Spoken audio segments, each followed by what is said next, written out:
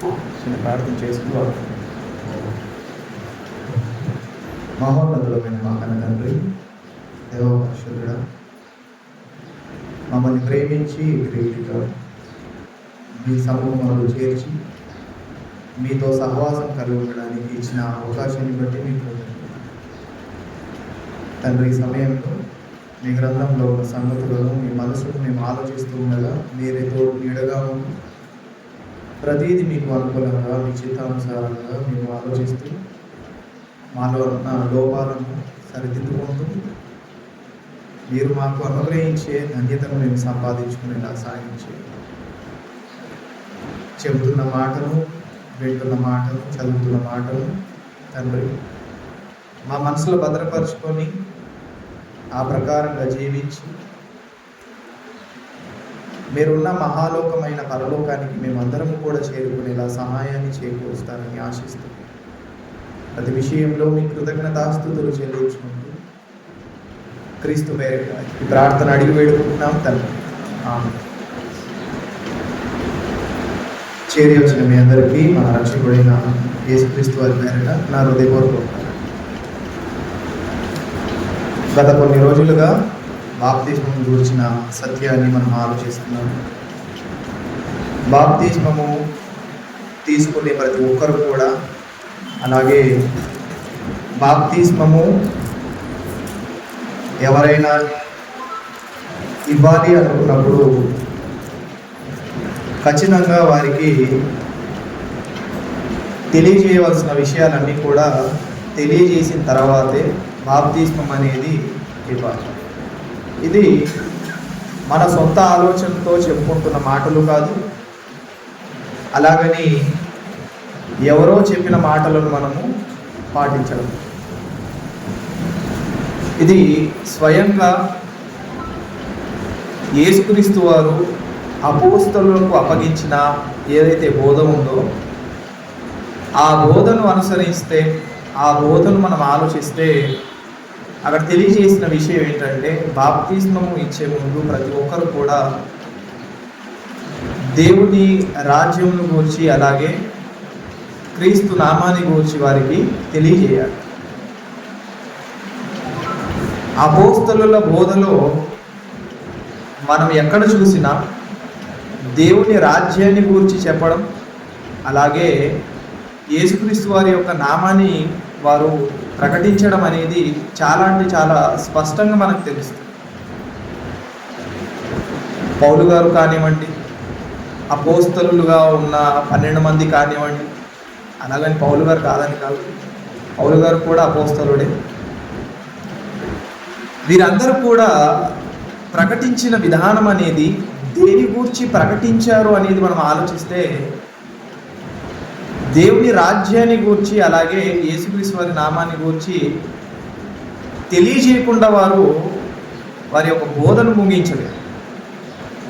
ప్రాముఖ్యంగా వారు తెలియజేసిన విషయాలు ఇవన్నీ కూడా.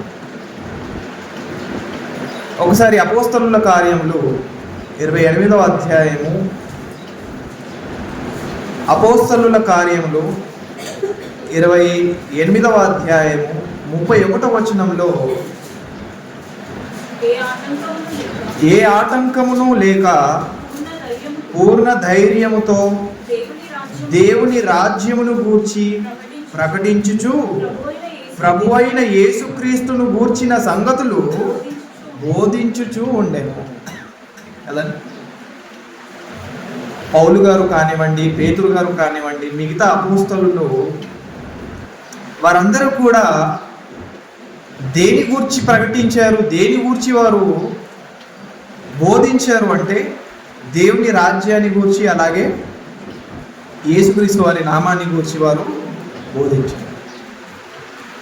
ఒకవేళ మన బోధలో ఇది లేదు, మనం వినే బోధలో ఈ సంగతులు లేవు అంటే అది ఏమాత్రం కూడా అపోస్తలుల బోధ కాదు అన్న విషయం మనకు చాలా అంటే చాలా స్పష్టంగా అర్థం కాదు. బోధ అనేది వివిధ రకాలుగా ఉన్నాయన్న విషయం మనకు తెలుసు. అదే సొంత బోధలు, లేక ఒక మతపరమైన బోధలుగా, లేక ఫలానా డినామినేషన్కి చెందిన బోధలుగా ఇలా ఎన్నో బోధలు బయటికి తీసుకొని వచ్చారు. ఆ బోధలలో ఏ బోధ నిజమైనది అని మనం బైబిల్ని ప్రశ్నిస్తే బైబిల్ దానికి చెబుతున్న సమాధానం అపోస్తలుల బోధయే నిజమైన బోధ. మరి అది అపోస్తలుల బోధ అని మనం ఎలా పసిగట్టాలి? కదండి, అందరూ వాక్యమే చెప్తారు కదా, అందరూ బైబిల్ పట్టుకొని కదా చెప్తారు అని ఒక ఆలోచన మనకు వస్తే అప్పుడు సమాధానం చెప్తున్నాడు. ఏమని అంటే అపోస్తలుల బోధలో ఉండేది ఏంటి? దేవుని రాజ్యాన్ని గూర్చి, అలాగే యేసుక్రీస్తు వారి నామాన్ని గూర్చి ఉంటుంది. మనమైనా ఎక్కడైనా చెప్పాలి అనుకున్నప్పుడు ఈ విషయాలు మనం ఎత్తకుండా మనం చెప్పేసాము అంటే అది అపోస్తలుల బోధ కాదు. అందుకే చాలా జాగ్రత్తగా ఆలోచించాలి. మనం చెప్పేది ఏదైనా, మనం వినేది ఏదైనా అది ఈ విధంగా ఉందా లేదా అనేది మనం ప్రతిసారి పరీక్షించుకుంటూ ఉండాలి, పరిశీలిస్తూ ఉండాలి. కాబట్టి మనం ఎలాంటి పొరపాటు చేయకుండా ఉండాలనేసి అపోస్తలులుగా ఎంతమంది అయితే వారు ఉన్నారో, వారు ఏదైతే బోధించారో ఆ బోధనే మనం అనుసరించాలి, మనం నడుచుకోవాలి అన్న ఒక ఆలోచన మనదైతే దేవుని రాజ్యాన్ని గూర్చి, యేసుక్రీస్తు వారి నామాన్ని గూర్చి ఖచ్చితంగా మనం తెలుసుకోవాలి. ఈ క్రమంలోనే దేవుని రాజ్యమును గూర్చిన దాంట్లో దేవుని గూర్చిన సత్యం, మానవుని గూర్చిన సత్యం, పరిశుద్ధాత్మ దేవుని గూర్చిన సత్యాన్ని మనము ఆలోచించాం కదా. ఇవన్నీ ఎందుకు ఆలోచించాము అంటే ఒకవేళ ఇవన్నీ మనం తెలుసుకోకుండా బాప్తిస్మం తీసుకుంటే ఆ బాప్తిస్మానికి ఎలాంటి ప్రయోజనం అనేది ఉండదు. మనం సరిదిద్దుకోవాల్సినవి సరిదిద్దుకోవాలి, విడిచిపెట్టవలసినవి విడిచిపెట్టాలి కదండి. ఒకవేళ మనం అదే ఆలోచనతో అదే మునుపటి స్థితిలోనే మనము ఉన్నాము అంటే దేవుడు మనల్ని అంగీకరించేవాడు కాదు. ఆ క్రమంలోనే మానవుడు రెండు భాగాలు, ఒకటి శరీరము, మరొకటి ఆత్మ. ఈ రెండు భాగాలలో ప్రాముఖ్యమైన భాగం ఏది అంటే ఆత్మ. ఆత్మను గూర్చిన ఆలోచన మానవుడికి లేక, ఆత్మను గూర్చిన తీవ్రత మానవుడికి లేక, మనుషులకు ఎవరికీ లేక, వారు దేవుడు వారిని ఎలాగైతే చూడాలనుకున్నాడో ఆ విధంగా వారు కనిపించలేక వారు పతనపు స్థితిలోనికి వెళ్ళిపోయారు. మానవులైన వారు దేవుడు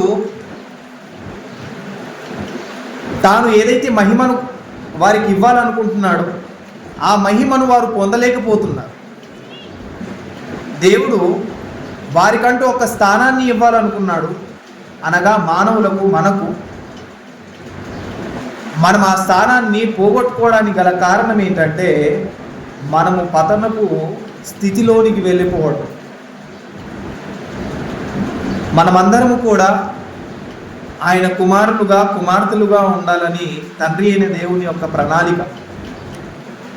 ఆయన సంకల్పంలో ఒక భాగం ఏంటి అంటే మనము ఆయనకు కుమారులుగా ఉండాలి. ఆ కుమారత్వాన్ని మనం సంపాదించుకోవాలి. తండ్రి అయిన దేవుడు ప్రతి ఒక్కరిని పరిశుద్ధులుగానే పుట్టించాడు. తండ్రి అయిన దేవుడు ప్రతి ఒక్కరిని కూడా ఎలా పుట్టించాడు? పరిశుద్ధులుగానే పుట్టించాడు. అందుకే చూడండి, చిన్నపిల్లల్ని వారికి ఎలాంటి కల్మషం ఉండదు, ఎలాంటి చెడుతనం ఉండదు కదా. వారిలో ఎలాంటి చెడ్డ స్వభావం కనిపించదు. కొట్టినా తిరిగి మన దగ్గరికే వస్తారు కదండి, తిట్టినా మళ్ళీ ఏడ్చుకుంటూ మన దగ్గరికే వస్తారు. ఎంత చేసినా మళ్ళీ వాళ్ళు ఏం చేస్తారు? మన దగ్గరికే వస్తారు. ఏ చెల్లి ఇందాక కొట్టావు కదా నేను అనేసి గొడవ పెట్టుకొని వెళ్ళిపోయే తత్వం వారిలో ఉంటుంది. కానీ మనలో అది ఖచ్చితంగా ఉంటుంది. ఒక మాట అనగానే ఈగో అడ్డు వచ్చేసి మాట్లాడడం మానేయడాలు, ఒక మాట అనేగానే నన్ను ఇంత మాట అంటారా అని ఒక ఆలోచనతో ప్రెస్టేజ్గా ఫీల్ అవ్వడాలు, ఇవన్నీ మనకుంటాయి. కానీ పసిపిల్లలకు మాత్రము ఉండదు. ఎందుకంటే వారు పరిశుద్ధులుగా ఉంటారు. వారు పరిశుద్ధులుగా ఉంటారు, పాపం ఎరగని వారిగా ఉంటారు. వారికి ఎలాంటి పాపమే తెలియదు. ఆ సందర్భాన్ని చూసినప్పుడు మనకు అర్థం కావాల్సిన విషయం ఏంటంటే దేవుడు మనల్ని పరిశుద్ధులుగా పుట్టించాడు, కానీ ఆ పరిశుద్ధత ఇప్పుడు ఎందుకు లేదు అని మనం ఆలోచించాలి. చిన్నప్పుడు కొడితే మళ్ళీ నేను వెళ్ళిపోయామని మా డాడీ దగ్గరికి, కానీ ఇప్పుడు కొడితే తిరిగి ఆయన ముఖాన్ని కూడా నేను చూడట్లేదు. అంటే కారణం అప్పుడున్న స్థితి వేరు, ఇప్పుడున్న స్థితి వేరు. అప్పుడున్న ఆలోచన వేరు, ఇప్పుడున్న ఆలోచన వేరు. అప్పుడు పరిశుద్ధత ఉంది, ఇప్పుడు పరిశుద్ధత లేదు. అంటే మనం ఏదో కోల్పోయాం, మనం ఏదో పోగొట్టుకున్నాం. ఏంటి అది అంటే పరిశుద్ధత, నిర్దోషత్వం. మనం పోగొట్టుకున్నది ఏంటి అంటే పరిశుద్ధతను పోగొట్టుకున్నాము, అలాగే నిర్దోషత్వాన్ని మనం ఏం చేసుకున్నాము, పోగొట్టుకున్నాము. అందుకే యేసుక్రీస్తు వారి ద్వారా ఆయన ఇవన్నీ కూడా సంపాదించుకోవాలనుకున్నాడు, మనలో మళ్ళీ అవి చూడాలనుకున్నాడు. పోగొట్టుకున్న ఆ స్వభావాన్ని మళ్ళీ ఆయన మనలో చూడాలనుకున్నాడు. మన వాడుకలో ఉన్న అతి గొప్పగా ఉన్న రెఫరెన్స్ ఎఫెసీయులకు రాసిన పత్రిక 1వ అధ్యాయం 4 నుండి 6 వచనాల్లో, ఎట్లనగా తన ప్రియుని యందు తాను ఉచితముగా మనకు అనుగ్రహించిన తన కృపామహిమకు కీర్తి కలుగునట్లు తన చిత్త ప్రకారమైన దయా సంకల్పము చెప్పున యేసుక్రీస్తు ద్వారా తనకు కుమారులుగా స్వీకరించుటకై మనము తన ఎదుట పరిశుద్ధులమును నిర్దోషులనై ఉండవలెనని జగతుకు పునాది వేయబడక మునుపే ఆయన ప్రేమ చేత క్రీస్తులో మనల్ని ఏం చేసుకున్నాడు, ఏర్పరచుకున్నాడు. మనము ఆయనకు కుమారులుగా ఉండాలని ఆయన నియమించుకున్నాడు. పుట్టినప్పుడు ఆయనకు కుమారులుగా ఉండే ఆ అవకాశం ఉంది, కానీ కాలానుగుణంగా మనం ఎదుగుతున్న కొద్దీ, మనం ఎదుగుతున్న ఈ ఎదుగుదలలో మనం పోగొట్టుకున్నది ఏంటి అంటే పరిశుద్ధత, నిర్దోషత్వం. అందుకే మళ్ళీ అది కావాలని కోరుకున్నాడు కదండి. అలాగే పుట్టించాడు, కానీ అది మనం పోగొట్టుకున్నాం. మళ్ళీ అది ఆ పరిశుద్ధతను సంపాదించుకోవాలంటే క్రీస్తు ద్వారానే మనం అది సంపాదించుకోగలం. దానికంటూ ఒక ప్రాసెస్ చెప్పాడు, దానికంటూ ఒక ఫార్ములా చెప్పాడు. ఇప్పుడు దాన్ని ఫాలో అవ్వలేదు అంటే మనము పరిశుద్ధతలో ఉండడము, నిర్దోషత్వంలో ఉండడం అనేది జరగని. ఇదంతా కూడా దేని కొరకు అంటే మనం ఏ లోకం నుండి అయితే వచ్చామో ఆ లోకానికి తిరిగి చేరుకోవడానికే ఆయన వేసుకున్న ఒక గొప్ప ప్రణాళిక. ఆయన మన పట్ల పెద్ద సంకల్పాన్ని పెట్టుకున్నాడు. ఆ సంకల్పాన్ని గురించి ఆయన పౌలు గారు అక్కడ వివరిస్తున్నాడు. ఆయన ఇదిగో మనము ఆయన ఎదుట పరిశుద్ధులుగా ఉండాలని, నిర్దోషులుగా ఉండాలని ఆయన జగత్తుకు పునాది వేయబడక ముందే వేసుకున్న ఒక గొప్ప సంకల్పము. కానీ కాలానుగుణంగా మానవుడు ఆ పరిశుద్ధతను ఏం చేసుకున్నాడు, పోగొట్టుకున్నాడు. ఏ స్థితిలోనికి వెళ్ళిపోయాడంటే పతనపు స్థితిలోనికి వెళ్ళిపోయాడు. అందుకే ఈరోజు మనం ఆలోచించబోయే అంశం మానవ పతనం. ఏంటి? మానవ పతనం. మానవుడు ఏ విధంగా పతనపు స్థితిలోనికి వెళ్ళిపోయాడు? మానవుడు ఏ విధంగా పతనపు స్థితిలోనికి వెళ్ళిపోయాడు? ఏ కారణము చేత పతనపు స్థితిలోనికి వెళ్ళిపోయాడు? పతనము అనగా నాశనకరమైన స్థితి కదండి. ఇంకా ముందు మాటలకు వెళ్తుంటే ఇంకా దాని యొక్క పర్యాయ పదాలు మనకు కనిపిస్తూనే ఉంటాయి. అయితే మానవుడు తన యొక్క పరిశుద్ధతను పోగొట్టుకోవడానికి, తాను నిర్దోషుడుగా ఉండకపోవడానికి, కల్మషం లేనివాడిగా ఉండడానికి ఏ విధమైన స్థితిలోనికి పడిపోయాడో, ఏ విధమైన నాశనకరమైన స్థితిలోనికి వెళ్ళిపోయాడో అన్న విషయం ప్రతి ఒక్కరికి అర్థం కావాల్సిన ప్రాముఖ్యమైన సంగతి. మనం ఆలోచించవలసిన ప్రాముఖ్యమైన విషయం ఏంటంటే మనం ఏ స్థితిలో ఉన్నాము అనేది మనకు అర్థం కాలేదు అంటే మనం ఏ స్థితిలోనికి వెళ్ళాలో కూడా మనకు అర్థం కాదు. మన స్టాండర్డ్ ఏంటో, మన స్టేటస్ ఏంటో మనకు అర్థం కాలేదనుకోండి, మనము ఇదే నా లెవెల్, ఇదే నా స్థితి అని ఒక ఆలోచనతో ఉంటాం. అందుకే ప్రతిసారి మనము రిమైండ్ చేసుకోవాలి ఏంటి అంటే నేను ఏ స్థితిలో ఉన్నాను. మేలైన స్థితిలో ఉన్నానా లేక కీడైన స్థితిలో ఉన్నానా? అదంతా కూడా ఈ పాఠంలో మనకు అర్థం. మానవుడు పతనపు స్థితికి వెళ్ళడానికి గల కారణం ప్రారంభం నుండి మనం ఆలోచిస్తే నేడు ఇప్పుడు కూడా మనం ఏ విధంగా ఆ పతనపు స్థితిలోనికి వెళ్ళిపోతున్నాము అనేది మనకు అర్థం. పాపం ఎక్కడి నుండి అయితే మొదలైందో, పతనం అనేది ఎక్కడి నుండి మొదలైందో అక్కడి నుండి ఆలోచిస్తే మనము ఆ స్థితిలోనికి ఎలా వెళ్ళిపోతున్నామో కూడా నేడు మనకు అర్థం. ఆదికాండంలో ఒక ప్రాముఖ్యమైన విషయం మనకు తెలిసిందే, చాలా అంటే చాలా నోటెడ్గా ఉన్న విషయాలే ఇవన్నీ కూడా. ఆదికాండంలో 3వ అధ్యాయము 1వ వచనం నుండి చదువుతాం. దేవుడైన యెహోవా చేసిన సమస్త భూజంతువులన్నిటిలో సర్పము యుక్తిగలదై ఉండెను. అది ఆ స్త్రీతో, ఇది నిజమా? ఈ తోట చెట్లలో దేని ఫలములనైనను మీరు తినకూడదని దేవుడు చెప్పెనా అని అడిగాను. అందుకు స్త్రీ, ఈ తోట చెట్ల ఫలములను మేము తినవచ్చును, అయితే తోట మధ్యలో ఉన్న చెట్టు ఫలములను గూర్చి దేవుడు మీరు చావకుండునట్లు వాటిని తినకూడదనియు వాటిని ముట్టకూడదనియు చెప్పెనని సర్పముతో అనెను. చాలా ఇక్కడ తండ్రి అయిన దేవుడు తెలియజేసిన ఒక విషయాన్ని తెలియజేస్తున్నాడు. ఏంటి అంటే, ఇదిగో ఈ తోట చెట్ల ఫలాల్లో ఏ ఫలమైనా నువ్వు తినొచ్చు, కానీ తోట మధ్యలో ఒక చెట్టు ఉందే, దాని యొక్క వృక్షం యొక్క ఫలాలను తినడానికి వీలు లేదు కదా. ఏదేను తోటలో ఆయన ఒక రూల్ పెట్టాడు. ఏంటి ఆ రూల్ అంటే, ఇదిగో మధ్యలో ఉన్న ఈ వృక్ష ఫలాన్ని తినడానికి వీలు లేదు. అయితే మనం ఇక్కడ ఒక చిన్న పాయింట్ ఆలోచించవలసిన ప్రాముఖ్యమైనది ఏంటంటే, అపవాది ఎప్పుడు కూడా మనకు అబద్ధం చెప్పడు.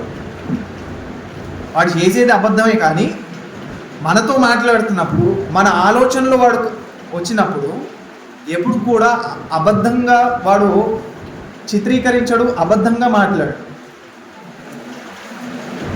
ఎలాగంటే, ఇది నిజమా అన్నట్టుగా వచ్చాడు. వచ్చిన తర్వాత, ఇదిగో దేవుడు మీకు ఏమైనా చెప్పాడా అంటే అవును చెప్పాడు. ఏంటది? ఇదిగో ఈ తోట చెట్ల ఫలంలో మధ్యలో ఉన్న ఈ వృక్ష ఫలాన్ని మాత్రము తినకూడదు. అప్పుడు కింది మాటలు అంటున్నాడు ఏమని, మీరు చావనే చావరు. ఏంటి? మీరు సర్పము, మీరు చావనే చావరు, ఏలైనగా మీరు వాటి తినిదినమున మీ కన్నులు తెరవబడిననియు మీరు మంచి చెడులను ఎరిగిన వారై దేవతల వలె ఉందురనియు దేవునికి తెలియనని మీతో చెప్పాలి కదండి. ఇక్కడ ప్రాముఖ్యమైన విషయం తెలియజేస్తున్నాడు. ఏమని అంటే, అబద్ధము ఒక అబద్ధమే మాట్లాడాడు. ఏంటది అబద్ధం? మీరు దేవతలుగా అయిపోతారు. ఆశ పుట్టించాడు. అయితే ఇక్కడ అన్ని నిజాలే కనిపిస్తున్నాయి. అపవాది మాట్లాడిన అన్నీ కూడా ఎలా ఉన్నాయి? నిజాలే ఉన్నాయి. ఒక విషయం పక్కన పెడితే దేవతల వై ఏంటి అన్ని నిజాలు అంటే, మీరు చావనే చావరు. ఏంటి? చావనే చావరు. ఏ విధమైన ఆలోచనతో చావనే చావరు అంటున్నాడు? ఇప్పుడు ఆదమ్మవలు ఏ విధమైన ఆలోచనతో మేము చస్తామో అని ఒక ఆలోచనతో ఉన్నారు అంటే, ఆదమ్మవలు ఆలోచించింది ఏంటంటే, మేము ఫిజికల్గా చనిపోతామేమో అని ఒక ఆలోచనతో ఉన్నారు. ఏంటి? మేము ఇదిగో ఈ శరీరం ధరించుకున్నాం కదా, ఈ శరీర ప్రకారంగానే మేము చనిపోతామేమో అని ఒక ఆలోచనతో ఉంటే, అప్పుడు అపవాది కూడా వారి ఆలోచనలకు అనుకూలంగా ఏం చెప్తున్నాడు? మీరు చావనే చావరు. కానీ ఇప్పుడు తండ్రి అయిన దేవుడు అబద్ధికుడు అవుతాడా? కదా, ఇప్పుడు వీడు అన్ని నిజాలే చెప్తుంటే తండ్రి అయిన దేవుడు అబద్ధికుడా? మీరు తినమన చచ్చెదరు అనేసి ఆయన ఆజ్ఞ పెడితే, ఆయన అంటే ఇప్పుడు అది అబద్ధం అయిపోతుంది కదా. కానీ ఏ ఆలోచనతో ఆయన చేస్తాడని చెప్పారు, ఇక్కడ అపవాది ఏ ఆలోచనతో చావరు అని చెప్తున్నాడు. అక్కడ తండ్రి అయిన దేవుడేమో మీరు ఆత్మీయంగా చనిపోతారన్న విషయం చెప్తే, ఇక్కడ అపవాది మాత్రం ఏం చెప్తున్నాడు, మీరు శరీర ప్రకారంగా ఏం చావనే చావరు కదా. అది ఆలోచనతో పెట్టుకొని వాడు మాట్లాడుతున్న మాట. వాడి ఆలోచనలో ఏముందంటే మీరు చావనే చావరు కదా. అంటే ఆదమ్మ వాళ్ళు ఆ సందర్భంలో ఆలోచించింది ఏంటంటే, మేము ఈ పండు తింటే చనిపోతాం, ఇంకా మేము జీవించలేము. అండ్ ఒక మాటకు ఆలోచించాలంటే, ఆదమవ్వలు పండు తినకపోతే మనకు చావు ఉండేది కదా. ఆదమవ్వలు పండు తినకపోతే మనకు చావు అనేది ఉండేది కదా. ఇది నా ప్రశ్న, మీ సమాధానం?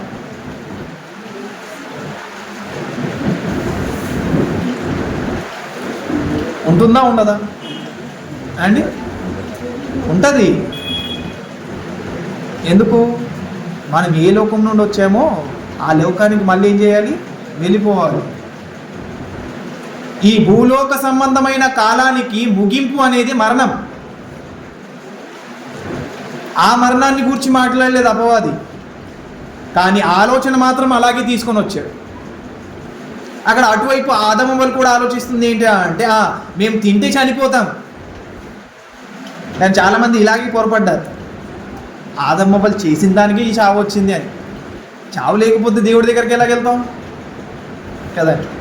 ఈ శరీరానికి మరణం లేకపోతే, ఈ శరీరం ద్వారా మరణం అనేది రాకపోతే పరలోకానికి ఎలాగెళ్తాం? వెళ్ళాలి అంటే మరణించాలి కదా. ఈ విషయాన్ని అపవాది తెలియజేసే విషయంలో ఒక చిన్న ట్రిక్ ఉపయోగించాడు. ఏంటి ఆ ట్రిక్ అంటే, ఇక్కడ శరీరానికి మాత్రమే చావు ఉంది అన్నట్టుగా క్రియేట్ చేసి, మీరు తింటే చనిపోతాడు అన్నాడు కదా, మీరు చావని చావరు, కావాలని తినచడం అని. కానీ చచ్చారా? చావలేదు. దాన్ని చూసి ఆదమవ్వలు ఏమనుకున్నారు, ఏదో గేమ్ ఆడుతున్నాడు దేవుడు మాత్రం. కానీ వారు ఎలా చనిపోయారు? ఆత్మీయంగా చనిపోయారు. అంటే అపవాది మనల్ని ఏ విధంగా భ్రమ పెడుతున్నాడో, అంటే అబద్ధం చెప్పాడు అక్కడ, నిజమే చెప్పాడు. ఏమని? మీరు చావనే చావరు. వీడు మాట్లాడిన మాట ఎలా ఉంది అంటే శరీర ప్రకారంగా, వారు ఆలోచిస్తుంది కూడా శరీర ప్రకారంగానే ఉంది. కానీ దేవుడు చెప్పింది ఎలాగా? ఆత్మీయంగా చెప్పాడు కదండి. అంటే ప్రారంభం నుండే, ఆదమవ్వల నుండే ఆలోచిస్తే మానవులందరూ కూడా దేని మీద ఎక్కువగా ఫోకస్ పెట్టారు? శరీరం మీదే ఎక్కువగా ఫోకస్ పెట్టారు. అరే మనకంటూ ఒక ఆత్మ ఉంది, ఆత్మకంటూ ఒక జీవితం ఉంది. ఆ జీవితాన్ని నేను సంపాదించుకోవాలి అంటే ఈ శరీరాన్ని నేను జాగ్రత్తగా ఉంచుకోవాలి, ఈ శరీరం ద్వారా ఎలాంటి పాప క్రియలు నేను చేయకూడదు అన్న ఒక ఆలోచన రాకుండా దేని మీద ఫోకస్ చేశారంటే, నేను చనిపోకుండా ఉండాలి అంటే నేను ఇది తినాలి అన్న ఒక ఆలోచనలోనికి వెళ్ళిపోయాడు. అపవాది ఆడింది ఒకటే అబద్ధం, కానీ అన్ని నిజాలే ఉన్నాయి. వాడు నిజం చెప్పి మనల్ని భ్రమపరుస్తూ ఉంటాడు. అపవాది ఎప్పుడు కూడా నిజం చెప్పి ఏం చేస్తాడు? భ్రమపరుస్తూ ఉంటాడు. ఇంకా మీకు క్లియర్గా అర్థం కావాలంటే, యేసుక్రీస్తు వారి సందర్భం, ఆయన శోధనలోనికి వెళ్ళాడు. వెళ్ళిన తర్వాత, ఇదిగో ఈ కొండ మీద నుండి పడిపో, దేవతలు నేను పట్టేసుకుంటారు కదా. నీ గ్రంథంలో రాయబడి ఉంది కదా, నీ కాలు కోటికి ఒక్క దెబ్బ కూడా తగలకుండా నేను చూసుకుంటాడు మీ దేవదూతలు, నువ్వు పడిపో. నువ్వు పడేలోపు వచ్చి నీ దేవదూతలు ఏం చేస్తారు? నిన్ను పట్టుకుంటారు, ఎలాంటి ప్రమాదం కలగకుండా నిన్ను పట్టుకుంటారని వాక్యంలో ఉంది కదా అంటే కదండి. వాక్యాన్ని ఉపయోగించి మాట్లాడాడు. ఆయన ఆకలిగొని ఉన్నాడు. ఆకలిగొని ఉన్న తర్వాత ఏమని చెప్పాడు? ఇదిగో ఈ రాళ్ళను రొట్టెలు చేసుకొని తిను కదా, ఈ రాళ్ళను రొట్టెలు చేసుకొని తిను, నీకు ఆ శక్తి ఉంది కదా. ఆయన శక్తిమంతుడు అన్న విషయం అపవాదికి తెలుసు కాబట్టి ఆయన వాక్యాన్ని ఆయనకే ఉపయోగించి, ఇదిగో ఈ రాళ్లను రొట్టెలు చేసుకొని తిను, ఆ శక్తి నీకుంది అని అంటే, అప్పుడు యేసుక్రీస్తు వారు ఏమన్నారు? ఇదిగో మనుషులు రొట్టె వలనే కాదు కానీ దేవుని మాట వలన కూడా జీవిస్తారు. అక్కడ యుద్ధం అనేది ఏ విధంగా జరిగిందంటే వాక్యానికి మధ్య జరిగింది. యుద్ధము వాక్యానికి మధ్య జరిగింది. అటువైపు శత్రువే అయి ఉండొచ్చు కాక, అపవాది కానీ ఇక్కడ విషయం ఏంటంటే వాక్యాన్ని అటు నుండి ఇటు విసురుతుంటే ఇటు నుండి యేసుక్రీస్తు వారు ఏం చేస్తున్నారు? మళ్ళీ వాక్యాన్ని చెప్తున్నారు. అంటే దేని మధ్య యుద్ధం జరుగుతుంది? అక్కడ వాక్యం మధ్య యుద్ధం జరుగుతుంది.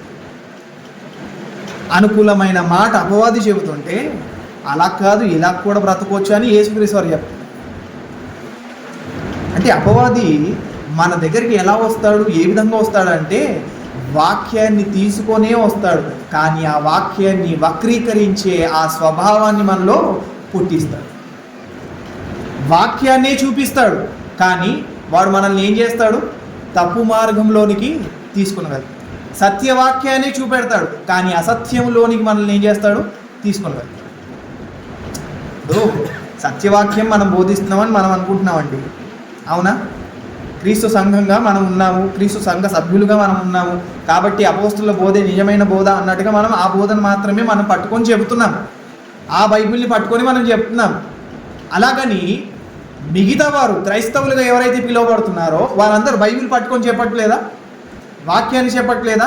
బైబిల్లో ఉన్న విషయాలను తీసి చెప్పట్లేదా? చెబుతున్నారు. కానీ వారు అర్థం చేసుకోవడానికి, మనం అర్థం చేసుకోవడానికి వారు నడుచుకోవడం విధానం వేరుగా ఉంది, మనం నడుచుకునే విధానం ఎందుకు వేరుగా ఉంది అంటే కారణం అక్కడ కూడా వాక్యమే ఉంది, ఇక్కడ కూడా వాక్యమే ఉంది. కానీ వాక్యాన్ని అర్థం చేసుకునే ఆ సందర్భంలోనే అపవాది వారిని భ్రమపరిచి తప్పుదారిలోనికి తీసుకురాడు. ఇలా ప్రారంభంలోనే ఆదామవ్వల దగ్గర ఉపయోగించిన ఒక ట్రిక్ ఏంటి అంటే, ఇది నిజమే, నువ్వు తింటే చావవు అన్న విషయాన్ని నిజంగానే చెప్పాడు. కానీ వీరెలాగా ఆలోచించారంటే శరీర ప్రకారంగా ఆలోచించారు, కానీ తండ్రి అయిన దేవుడు అక్కడ ఆత్మ ప్రకారంగా చెప్పాడు. అందుకే వాక్యాన్ని ఆలోచిస్తున్నప్పుడు కూడా మనం చాలా జాగ్రత్తగా ఆలోచించాలి. వాక్యాన్ని అర్థం చేసుకునే విధానంలో కూడా మనం చాలా జాగ్రత్తగా అర్థం చేసుకునేవారిగా ఉంటాం. అర్థం కాలేదు అంటే మనం ప్రయోజనకరమైన స్థితిలోనికి వెళ్ళడం అనేది జరగదు. అయితే ఆదామవ్వల దగ్గర జరిగిన ఒక పొరపాటు ఏంటి అంటే ఆయన రూల్ పెట్టాడు. ఏంటి? ఆయన రూల్ పెట్టాడు, ఇదిగో మీరు ఈ మంచి చెడుల వృక్ష ఫలం యొక్క ఫలాన్ని తినడానికి వీలు. కానీ ఆ రూల్ని వారు ఏం చేశారు? బ్రేక్ చేశారు. రూల్ బ్రేక్ చేయడం వల్ల వారు ఏ స్థితిలోనికి వెళ్ళిపోయారు? వారు రూల్ బ్రేక్ చేయడం వలన ఏ స్థితిలోనికి వెళ్ళిపోయారు? పాపపు స్థితిలోనికి వెళ్ళిపోయారు. వారు పాపము చేయనంత వరకు పరిశుద్ధులుగానే ఉన్నారు. ఏమండి? పాపము చేయనంత వరకు వారు ఎలా ఉన్నారు? పరిశుద్ధులుగానే ఉన్నారు, ధైర్యంగా ఉన్నారు, గొప్పగా ఉన్నారు, భయము లేని వారిగా ఉన్నారు. కానీ వన్స్ పాపం చేసిన తర్వాత వారిలో కలిగింది ఏంటి? భయము కలిగింది. అరే ఏదో అయిపోయింది అని ఒక ఆలోచన వచ్చేసింది. వారి కళ్ళు తెరవబడ్డాయి, సిగ్గును ఎరగడం స్టార్ట్ అయ్యింది కదండి. ఇదంతా కూడా మొదలవడానికి గల కారణం ఏంటంటే పాపం అనేది వారిలోనికి ప్రవేశించింది. దానికి గల కారణం యోహాన్ గారు రాసిన మొదటి పత్రిక 3వ అధ్యాయము, యోహాన్ గారు రాసిన మొదటి పత్రిక 3వ అధ్యాయము 4వ వచనంలో తెలియజేస్తాడు, పాపము చేయు ప్రతి వాడును ఆజ్ఞను అతిక్రమించును, ఆజ్ఞ అతిక్రమమే పాపము. ఏంటంట? ఆజ్ఞ అతిక్రమమే పాపము. దేవుడు ఒక రూల్ పెట్టాడు, ఇదిగో ఈ చెట్టు ఫలాన్ని నువ్వు తినడానికి వీలు లేదు. కానీ ఇప్పుడు వారు ఆ ఆజ్ఞను ఏం చేశారు? అతిక్రమించారు. ఆజ్ఞ అతిక్రమమే పాపము. అంటే పరిశుద్ధమైన స్థితిలో నుండి, కదండి, నిర్దోషత్వమైన స్థితిలో నుండి ఆదామవ్వలు ఏ స్థితిలోనికి వెళ్ళిపోయారు? పాపపు స్థితిలోనికి వెళ్ళిపోయారు. దానికి గల కారణం ఆజ్ఞను అతిక్రమించడం కదా. ఆజ్ఞను అతిక్రమించడం వలన వారు ఏ స్థితిలోనికి వెళ్ళిపోయారంటే పాపపు స్థితిలోనికి వెళ్ళిపోయారు. పరిశుద్ధత వారిలో నుండి వెళ్ళిపోయింది, నిర్దోషత్వం వారిలో నుండి వెళ్ళిపోయింది కదా. ఇవన్నీ వారు పోగొట్టుకోవడానికి గల కారణం వారిలో ఉన్నది తీసేసుకున్నారు, లేనిది అందులో పెట్టుకున్నారు. అందుకే పాపం అనేది మనల్ని ఏం చేస్తుంది అంటే ఆజ్ఞ అనేది అతిక్రమించేలా చేస్తుంది. ఆజ్ఞను ఎప్పుడైతే అతిక్రమించామో పాపంలోనికి ఖచ్చితంగా వెళ్ళిపోతుంది. పాపం అనే ఆ స్థితి ఉంటుంది. ఆ స్థితిని చూసి కదండి మనం ఎలా ఫీల్ అవుతామా అంటే ఇదే నిజమేమో, ఇదే సత్యమేమో అని ఒక ఆలోచనతో ఉంటాం. అలా పాపానికి అవకాశం ఇవ్వడం వల్ల మనము ఆజ్ఞను అతిక్రమించేసాము. ఆజ్ఞ అతిక్రమించడమే పాపంగా మారి. అందుకే ఏది పాపపు స్థితి, ఏది పరిశుద్ధమైన స్థితి అనేది మనకు అర్థం కావాలి. మన స్థితి ఏంటో మనకు అర్థం కావాలి. మనం రెండు భాగాలుగా ఉన్నప్పుడు అందులో ప్రాముఖ్యమైనది ఆత్మ అయితే మనం ఎక్కువగా ఫోకస్ దేని మీద పెట్టాలి అంటే ఆత్మ మీద పెట్టాలి. శరీరానికి అవకాశం ఇచ్చాము అంటే మనము పతనపు స్థితిలోనికి వెళ్ళే అవకాశము ఖచ్చితంగా అక్కడ ఉంది. యాకోబు గారు రాసిన పత్రిక 4వ అధ్యాయము 17వ వచనంలో మాట్లాడుతున్నారు. యాకోబు గారు రాసిన పత్రిక 4వ అధ్యాయము 17వ వచనం. కాబట్టి మేలైనది చేయనెరిగియు అలాగూ చేయని వారికి ఏం కలుగుతుందంట? పాపం కలుగుతుంది కదండి. పాపం అనేది మనలోనికి ఎలా వస్తుంది అంటే చెబుతున్నాడు రీజన్. పాపం అనేది మనలోనికి వస్తుంది కదా, ఆజ్ఞను అతిక్రమించడమే పాపం కదా. అయితే ఆ పాపానికి మనం ఎప్పుడు అవకాశం ఇస్తున్నామంటే మేలైనది చేయనెరిగియు అలాగూ చేయకపోవడమే ఏంటంట? పాపం. అంటే ఆయన పెట్టిన రూల్కి మనం అగెనిస్ట్గా ప్రవర్తించడం వల్ల, ఆయన పెట్టిన ఆజ్ఞకు అతిక్రమించడం వల్ల మనము పాపపు స్థితిలోనికి వెళ్ళిపోతే చెబుతున్నాడు, ఇదిగో నువ్వు మేలైనది చేయడం తెలిసిన తర్వాత కూడా అలా చేయకపోవడం కూడా పాపమే.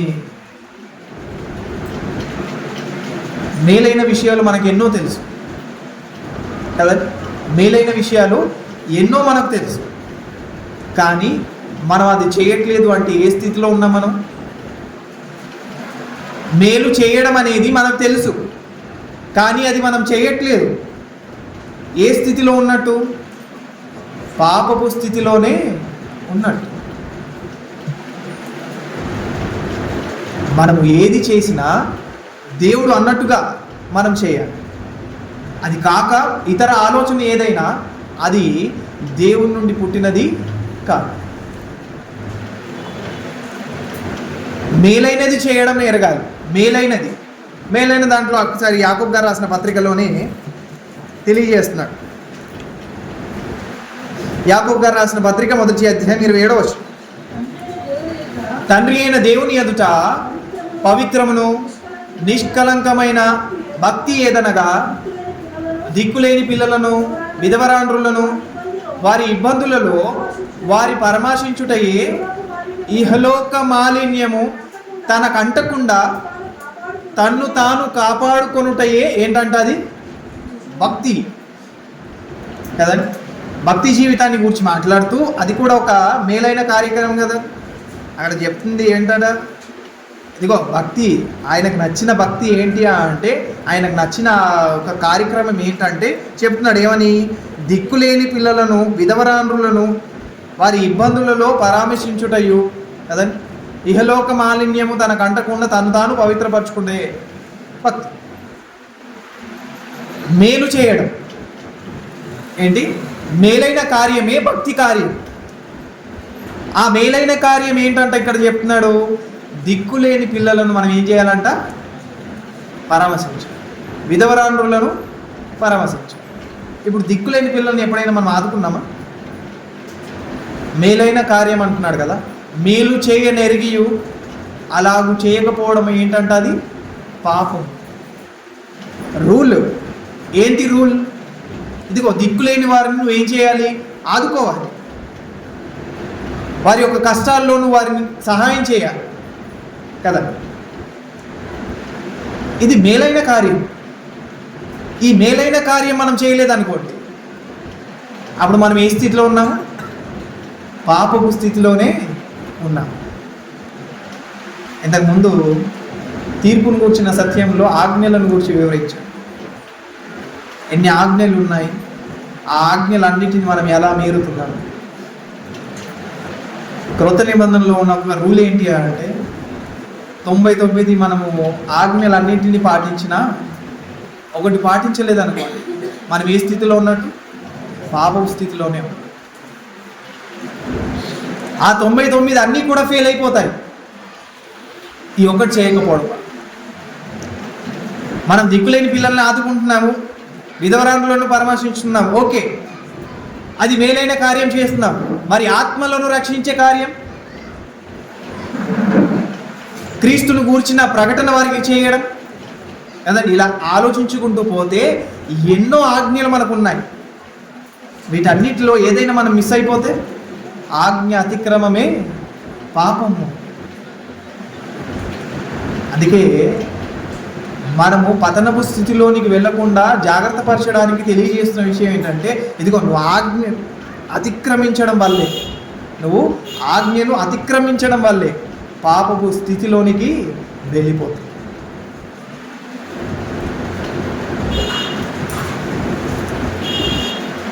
పాపపు స్థితిలోనికి వెళ్ళిపోవడానికి ఇది కూడా పాపపు స్థితేనా అని ఒక ఆలోచన కలిగే ఒక అద్భుతమైన విషయం రోమియోలకు రాసిన పత్రికలో, ఇలా చేయడం కూడా పాపమేనా అన్న సందేహం కలుగుతుంది. చూడండి ఈ మాట వల్ల. రోమియోలకు రాసిన పత్రిక 14వ అధ్యాయం 23వ వచనం. రోమియోలకు రాసిన పత్రిక 14వ అధ్యాయం 23వ వచనంలో, అనుమానించువాడు తినిన ఎడల విశ్వాసం లేకుండా తినును కనుక దోషి అని తీర్పు నొందును. విశ్వాసము మూలముగా కానిది ఏదో అది పాపము కదండి. ఇంతకు ముందు మనము ఆలోచించిన అంశం ఏంటి? ఇంతకుముందు మనం దేని గురించి ఆలోచించాము? దేని గురించి మాట్లాడాము మనం ఇంతకుముందు? కాదండి, ఇప్పుడు కాదు. బాప్తిస్మము గురించిన సత్యానికి ముందు దేని గురించి మాట్లాడాము మనం? విశ్వాసం గురించిన సత్యం కదా. అంటే విశ్వాసం లేని ఆ స్థితి ఏ స్థితి? విశ్వాసం లేని స్థితి ఏ స్థితి? పాపపు స్థితి. అయితే అనుమానించి ఒకవేళ తింటే ఆ వ్యక్తి ఏ విధంగా ఉంటాడంట? దోషిగా ఉంటాడు. అది పాపంగా ఉంటుందంట. అనుమానించి తినడు, ఇది తింటే ఏమవుతుందో అని ఒక ఆలోచనతో తింటారు చాలామంది. అలా తిన్నారనుకోండి, అదేమవుతుందంట? పాపంగా మారిపోతుంది. తినడంలో కూడా పాపం అవుతుందా కదా? తినే విషయంలో కూడా పాపం అవుతుందా అంటే ఖచ్చితంగా అవుతుంది. ఎందుకంటే విశ్వాసం లేకుండా నువ్వు తిన్నావు కాబట్టి. అందుకే మనలో విశ్వాసము ఎలా ఉంది, ఏ విధంగా ఉంది అనేది చాలాసార్లు మనం ఆలోచించాం. దాని గురించి ఎన్నో ఎపిసోడ్స్ మనం ఆలోచించాం విశ్వాస జీవితాన్ని గురించి. దాన్ని మనం ప్రతిసారి పరిశీలించుకుంటూ ఉండాలి. ఎందుకు దాన్ని ప్రతిసారి పరిశీలించుకుంటూ ఉండాలంటే విశ్వాసం లేని ఒక స్థితి ఏదైతే ఉందో అది పాపపు స్థితిగా బైబిల్ పరిగణిస్తుంది. అందుకే చాలా జాగ్రత్తగా ఆలోచించాలి. మన విశ్వాస జీవితాన్ని కూడా చాలా జాగ్రత్తగా మనం ఉంచుకోవాలి. మనం పాపపు స్థితిలోనికి వెళ్ళిపోవడానికి గల కారణం ఏంటి అంటే ఆయన పెట్టిన ఆజ్ఞను అతిక్రమించడం. ఆ ఆజ్ఞను మనం ఏ ఆలోచనతో అతిక్రమిస్తామో అది నెక్స్ట్ వారం ఆలోచన. ఆ ఆజ్ఞను మనం అతిక్రమిస్తున్నాం కరెక్టే, కానీ అతిక్రమించడానికి మనము ఏ విధమైన పరిస్థితిలో ఇరిగిపోతున్నాము, దేనికి మనం లోనవుతున్నాం, ఇది అర్థం కాలేదనుకోండి, ఇంకా మిగతా విషయాలు ఏవి కూడా మనకు అర్థం కాదు. మనము పాపపు స్థితిలో ఉండడానికి గల కారణం ఆజ్ఞను అతిక్రమించడం. ఆ ఆజ్ఞను మనం ఎందుకు అతిక్రమిస్తున్నాము అనేది నెక్స్ట్ వారంలో మనం ఆలోచించడానికి ప్రయత్నం చేయాలి. కాబట్టి అంతవరకు మనము పతనపు స్థితిలో ఉంటే ఆ పతనపు స్థితిలో నుండి దేవుని యొక్క ఉన్నతమైన పరిశుద్ధమైన స్థితిలోనికి రావడానికి మనం ప్రయత్నించాలి. నెక్స్ట్ వీక్ మిగతా విషయాలను ఆలోచించడానికి మనం ప్రయత్నించాలి. ప్రార్థన. మహోన్నతుడమైన మా కన్న తండ్రి, దేవ పరిశుద్ధుడా, మమ్మల్ని ప్రేమించి మాకు ఇచ్చిన ఈ గొప్ప అవకాశాన్ని బట్టి మీకు కృతజ్ఞతలు తండ్రి. ఈ సమయంలో మానవుడు పతనపు స్థితిలోనికి వెళ్ళిపోవడానికి గల కారణం మీరు పెట్టిన ఆజ్ఞలను అతిక్రమించడం. తండ్రి, మీరు ఎన్నో ఆజ్ఞలను పెట్టారు. ఆ ఆజ్ఞలు అతిక్రమించిన ప్రతి ఒక్కరూ కూడా పాపపు స్థితిలో ఉన్నారు అన్న విషయాన్ని మేము తెలుసుకున్నాం. తండ్రి, మేమందరము కూడా పరిశుద్ధులుగా నిర్దోషులుగా మీ ఎదుట నిలబడాలని మీరు కోరుకున్న ఆ కోరికను నెరవేర్చే బిడ్డలుగా మేము ఉండేలా సహాయం చేయండి. ఏ విషయంలో కూడా మేము అపవాదికి అవకాశం ఇవ్వకుండా, వాడి యొక్క తంత్రాలకు మేము లొంగిపోకుండా, తండ్రి మీ సత్యవాక్యానికి తలవంచే బిడ్డలుగా మీ అంబుల పొదిలో ఒక బాణంగా ఉండేలా సహాయం చేస్తారని కోరుకుంటాం. మీ యొక్క ఆత్మ సహాయం చేత మమ్మల్ని నడిపించండి. ఏ విషయంలో కూడా మేము ఆజ్ఞలను అతిక్రమించకుండా తండ్రి అన్ని ఆజ్ఞలను పాటించే వారిగా మేము ఉండేలా సహాయం చేస్తారని ఆశిస్తూ ప్రతి విషయంలో మీ కృతజ్ఞతాస్తుతులు చెల్లించు. మరలా రానయ్యున్న యేసుక్రీస్తు వారి పేరట ఈ ప్రార్థన అడిగి వేడుకుంటున్నాం తండ్రి. ఆమేన్. అందరికీ